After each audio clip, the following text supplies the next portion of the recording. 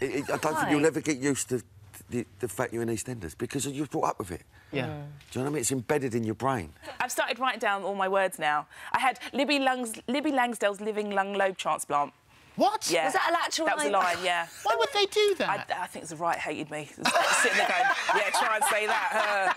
I was just saying to Holly, I can't watch myself. It always amazes me when people come in and they just go, oh, can't look at the monitor. Yeah. And why is that? Why can't you watch it? I think I just pick holes in everything that I do.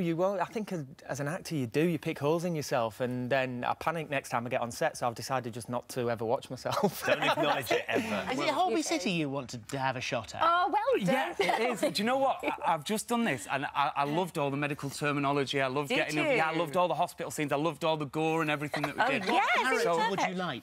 I don't know. I was thinking like a porter or something with a heart. Yeah. But as always, I play with a dark side. Oh. So the first time I interviewed Diane was with Jenny Faulkner on Entertainment Today, and it was about 10 years ago, wasn't it? Yeah. And you just had your baby. Yeah. Kenya, who's 10 now. Who's 10. And we gave you some gifts at the end, some pampering gifts. One of the gifts was a sort of cream that I think you'd sort of do investigations on this morning as to whether it was any good. Yes. But it wasn't necessarily... No, and it was called? It's called Down There. Down There Cream. And It was called Down There Cream. That's absolutely I was confused for a while. I was like, down where? What are you doing? But they made me give it to you as well. I was like, are you sure this is all right? Is this what people do? I thought it was a candle. I nearly tried to light it. Did you use the Down There Cream? I did use the... I'm sharing everything now today. I've come in, talk about a bit of Lucas, but, you know... This is how it starts. Yeah, share it all. But I was delighted to say that you still remember... And I sat down to tell you this morning, I'm just not sure I can bring up... First thing Diane said, she said, do you remember that cream you gave me? I think that's the first thing he thinks about when it comes to me. And then you said, did you gift it on to someone? I thought you'd just pass it around to somebody else. No, not use it and pass it on. It's not like a... Wrap it back up again neatly. Anyway, that was quite some punch. Yeah, it was all right, yeah. I was quite proud of that one.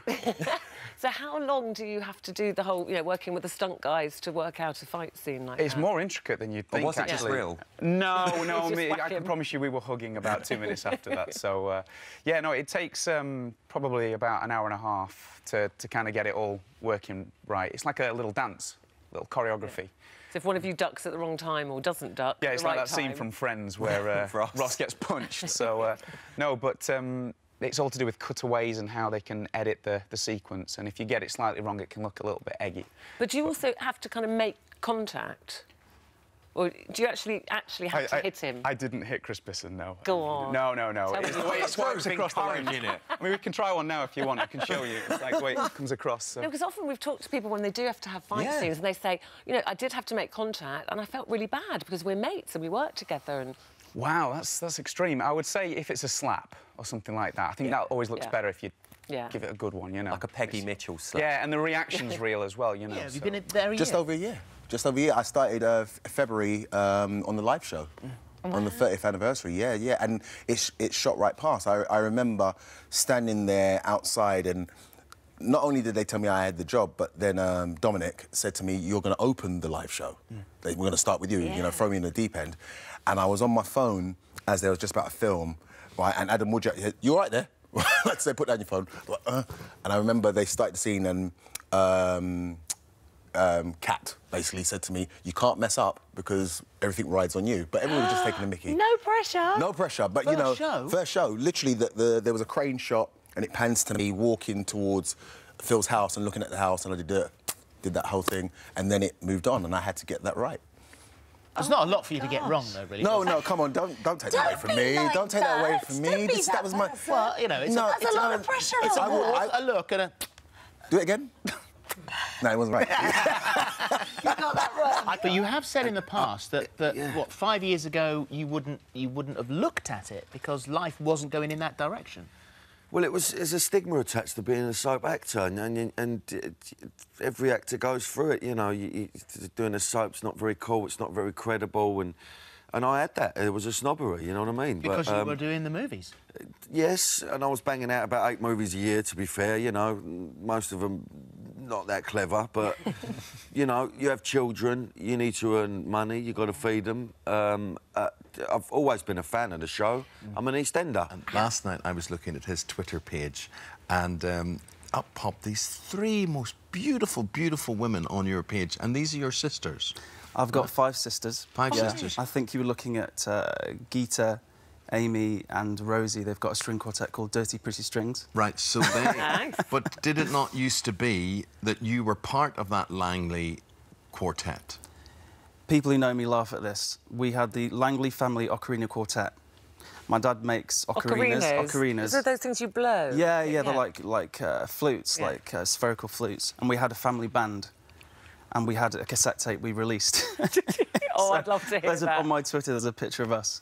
Yeah, that's my past life. We've got this new hobby, well, sort of a hobby that's been going for a year, which perhaps is a bit of a departure, Amanda. A little bit of a departure. You've fallen into the world of... motorbikes. Motorbikes. Oh, I love my motorbike. Look, you're taking sexy pictures on motorbikes. That's a big beast, 1200cc. Yeah. So have you always been a motorbike, or is this something new? No, was always terrified of motorbikes. And then, you know, I like to challenge myself, and that was, you know, a challenge there. And I originally wanted to take a little Vespa. I had ideas of being, you know, like Audrey Hepburn and Roman Holiday, and just driving to work and in the summer on a Vespa or something. And my husband said, "You're just not getting on the road on 2 wheels unless you've done your test." And I did that, and you know, you keep going up and up in engine size, and of course, as I went up and up, and I was going, "What Vespa? I'm on this now," you know. Training, we've had lots of people we've met who've been on Holby City, and they also they're amazed by you do the training, you go and look at a bit of surgery, and then you come in, and then you've got all the kit there to make it look real, and that shocked and surprised you when you saw all that, didn't it? Yeah, the first operation I did, I remember my director said, "Don't look into the cavern because you will forget what you're doing." And I literally did. I was just. It's like, you have lines. Yes, of course, because the heart starts pumping and it looks so real. It's amazing. And so are you not? Because I'm not very good with that sort of thing. Oh, yeah, I love gore. Yeah. I would pass out. You're not very good with blood. No, I'm fine with everyone else's blood, but just not my own. Okay, all right, we should have you on the show. No? Yeah. I'd be the patient, pass out. I'd do very good. That's the last thing you want. Your consultant is Miss Willoughby. She's just coming in just a moment. Nothing to worry about. How was it for you to come into Coronation? Because you were a big fan of Corrie anyway. So to actually sort of walk on those cobbles for the first time, what was day 1 like for you? In day 1, it was like really nervous at first because I had my first ever scene in the Rovers. Oh gosh. With Kim Marsh. Oh wow. Who you were looking forward to meeting. Yeah. And so on that on that first day, did you think, I can't believe I'm here? I did that first, yeah. And would you say now that are you just used to it now? I'm really getting used to it now because I know everyone's proper name and actor's name. I'm really good at stuff. Yeah. And you say that when you're recording, when you're filming, that the Liam will say that happened there. He has a nice encyclopedic knowledge. It's fascinating for me because I like hearing all the facts about what the first scene Kate Ford did, or what happened at this that came out of that door on that day. You're amazing what you remember, and all the lines he remembers. I mean, I can't believe him. Fount of knowledge. You should go on Mastermind. Actually. Yeah, you should. And we're loving that you're back at EastEnders because we've missed you. When you got that call, was that an easy yes? Or did you have to think about it? I got ambushed by Barbara. Oh, I was away on a little bit of holiday, family holiday I get, and all of a sudden, darling, are you going to be there this weekend, are you? Oh, we might just drop in. I said, what, Mallorca? You might just drop into Mallorca. Anyway, we had a very nice lunch. It was good to see Barbara and her husband, Scott. And she put it to me that she wanted to leave the show. She's been a loyal servant for many, many years. And started going back and forth, and she just wanted to do a service to the fans and the people that love the show, as she loves it, to leave with a good storyline. With the family around her. Exactly, and who can say no to Dame Barbara Windsor? Not me. 3,000 episodes. I know, go figure. It was fairly recently with a big storyline. Yeah, it's a machine.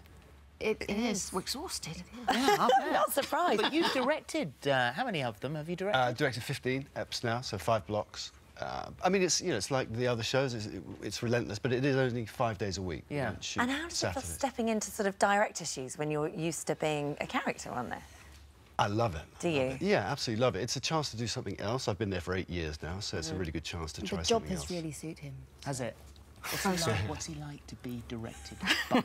I put on a German accent. I didn't ask you. You did. He's got a megaphone, job poses. It's a good chance to be nosy. And when you first went into it, you spoke a lot about how the writers didn't necessarily grasp real, true Cockney rhyming slang. Forgive us for our pathetic attempt earlier on. No, you was right. Were we all right? Yeah, you was better than him. But So do you... So do you sort of add bits into the script yourself or change things? I've made a rod for my own back because I do change most lines I have. So I've not just got to learn them, I've got to rewrite them. Right. Now, that's no disrespect to the writers, it's just that, you know, I'm a true Eastender, so I will speak true East End, and it doesn't have to necessarily be slang, it's just the way we speak. Like, if I say, like, someone's got the zig... What's that mean? They've got the ump. What does that rhyme with? Or you could say they got the needle. You ever heard that before? Yeah, the needle. So little things like that, little touches like that that you put in. The first one I threw at them was a big one. It was haddock. I couldn't find me haddock. Haddock and bloater as a motor. So they was like, oh, is this how it's going to go? I went, no, that's quite a strong one. But they do get a bit easier than that and a little bit more obvious. Because you're a granddad. Oh, thank you. Yes, my boy. Congratulations. Yeah, Shane Jr., who's on tour with the Hoff at the moment. Last week gave birth to Amelia Rose, who I've not seen yet, but she's only a few days old, so hopefully I'm going to get a chance next week to go and see the family. Oh, yeah, you must. I've got to, haven't I? Yeah. Yes, of course you have. Yes, your grandchild, first one. What sort of a granddad? Hopefully the last one as well, Holly. Then the first one, it'd be the last one. Unless Jake and Jessie. I don't think you've got much control over that. No, you're right. You're right. I am. Something that I hope this isn't a secret because I'm about to blow it now. But I would have thought on opening night when people get a little bit nervous. Yeah, just a little bit. It'll be fine around you because you can't smell anything. I shouldn't have told you that. We just discovered this because of the flowers. No sense of smell. Oh, But it doesn't affect your taste. Well, I mean, it possibly does, but it's been so long now that I don't really think I notice anymore. Well, count yourself very lucky I today. hit the back of my head. Apparently, it's quite common. Hit the back of my head, and it can damage the nerve. And this was when you were a teenager? Yeah, I was about 18, 19, I think. And did they say that one day it might come back? They said it's one of those. It could happen. I don't know if anyone's out there's watching. If anyone's had any. You don't need to worry about having bad breath anymore on set. You're the only one that'll work with him because he stinks. You know, I love the fact that you came in and sat down and said the way that people have talked to you about this. Oh, it must be amazing, it's incredible. All the stuff you've been doing for 40 years. It's like you're a competition winner. And Holly's had to scratch a whole interview. I'll just get rid of all those questions then. No, the thing is, right, the thing is, it's when people, because of the hugeness, I know that's not a word, I can't think of the right word, of EastEnders. As a jobbing actress, you spend your life doing an episode of this, an episode of that, and it sort of goes under the radar and you do a little chit-chat before it. With this, which is a wonderful episode, brilliantly written by Darren Little, it's great to do, but the press have done that. And what was it like when you first set foot on the square? Like I've won a competition to be in an episode. You are the first actor to have Down syndrome, to be on Coronation Street. Now, the thing is, for me, it is a question I don't think even needs to be asked because it makes no difference whatsoever because you are a great actor and that's why you're there. But it has to be asked because you are the first. And so, for you say that it's never held you back. No. And do you say to other actors with Down syndrome, go for it? I do, yeah, because, well, obviously because it's nerve-wracking, but it's really good. You see yourself as a role model, don't you? Yeah. Don't let it hold you back. Well, you're a great actor. And he knows his lines, I've got to say, better than David and I. I must just put that in there. And he works really hard. 10 years on EastEnders now. Congratulations. Thank you very much. Having a party, celebrating? I'm not going to do it quietly, I think. I might bring a little bottle of something in and not tell the boss that I'm having it in my dressing room. Celebrate quietly. Are you still loving it? Yeah, I am. Yeah. Is it 18 years on and off you've been there? Yeah, a long time. Where did that time go? I don't know.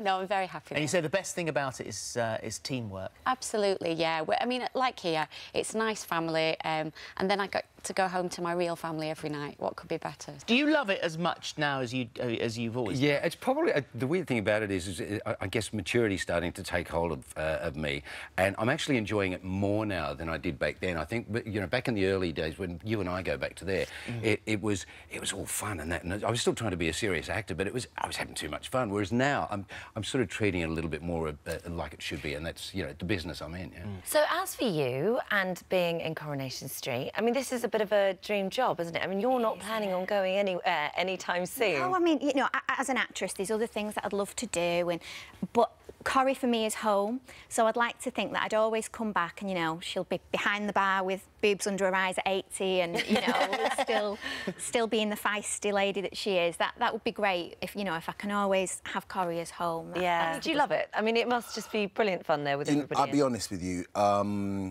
everybody, I've said this before, but everybody at Eastenders, it's like a family unit. There's no egos. You check your ego at the door, right? You know, the only conversations we have at Eastenders is about who's working on a Saturday. Yeah. Like, literally, you working on a Saturday? No. Oh, I am. It's like that. It's really... But there's no egos. Everybody's... I have a feeling that you're going to be working a few Saturdays. I think so. Do you think so? Yeah, I think so. You think so? Well, EastEnders... Steve being my brother. So what was it like to get the Grant mantle back on? Do you know what? There was an element... not fear. I mean, it was great to work with Steve McFadden again, plays Phil, and with Letitia Dean, plays Sharon. First scene, first morning, 3 days in, after coming straight back from Mozambique, literally jet-lagged. Really scared, really nervous. Why? I think that because when I first joined it, and it was like, you know, God, 20 years ago, there was no expectation. And, of course, as you get older, you know, there's more expectation placed upon your shoulders. And I just didn't want to let people down, particularly Barbara. So, yeah, I was a bit nervous. And is there a different way that they do it now as well? So it's not like the old days. Yeah, it's like everything in television. It's a lot faster. Faster, harder. Yeah, it's a lot quicker and a lot faster, and there's more bean counting and less enjoyment, I guess. But I enjoyed the time that I was there. Were you fitting fireplaces? I was. It was one of the jobs I was doing, and yeah, I know what you're going to ask. Yeah. Did you go round to Eamonn Holmes' house for a gas check? I did. We did a gas check on in his fireplace in his living room just before Christmas. And does Eamonn Holmes have a gas problem? I don't know. I'm hoping he's safe and, you know, everything's all right now. But yeah. Right. Who's going to do? So excited to ask that question. Waiting the whole time. Was your mum a midwife? Yeah, she was a midwife. So you, I mean, that's kind of medical background. Yeah. You must have sort of grown up around that. Did that help? Well, she showed us videos of women giving birth when we were kids. That'll do it. Yeah. Oh yeah. She wondered why nobody wanted to become a midwife because we'd seen too much too early, obviously. But yeah, no. I remember when I first started, and I'd ask her about certain medical words and how to pronounce them, and she would help me, and she'd say, "Oh yeah, I know what that is," and da-da-da-da-da. So yeah. Are there days when you look at the script and think, "Oh my God, how am I going to learn that?" Yeah, literally. There's one. My favourite word ever is lymphangioliomyomatosis. And what is that? No idea. No idea. Getting a lot of comments about your shoes. Yes. Who'd have thought? Who'd have thought? Yes. We're sitting here talking about that. As dark as the character in the storyline is, there you go. Buzzing about that. So nice. we need an explanation of the red shoes. Do they mean anything? Are they significant? No. I just thought I usually wear Dorothy. shoes, and I just thought I'll go casual. And a lot of the cast were taking the mickey out of me yesterday for it. So were they? So yeah, I hope You the good tap your heels to get back to the Dales really quickly. Oh no. Are they watching? I was interviewing a guy called Azir Baloch in a no-go area in Karachi. He's well-wanted villain. Actually now, I think he's held in prison at the time. But the police couldn't get in there. We got in there. The police thought we were with him. They fired a round that went between me and my cameraman. We decided to get out of there. But on the way out, I went past the tuk-tuk, you know, like a three-vehicle taxi. Yeah. And a woman in full, you know, wearing the headgear, the whole lot. You couldn't see her face at all. In the brightest, brilliant, "Are you Grant Mitchell?" Out of nowhere. So, which made us all laugh a bit. To watch more exclusive YouTube videos, simply click here and subscribe. I promise you won't regret it. I can bet it's still gone really well. Oh, that's the sound of it jumping right off the rails. Here's the competition. God, you haven't eaten yours this morning. Dino, you need to go and eat some more broccoli because you haven't put your mic on, so we can't hear you. He's not switched on. Look, Go on, there you I'll go. sort you out.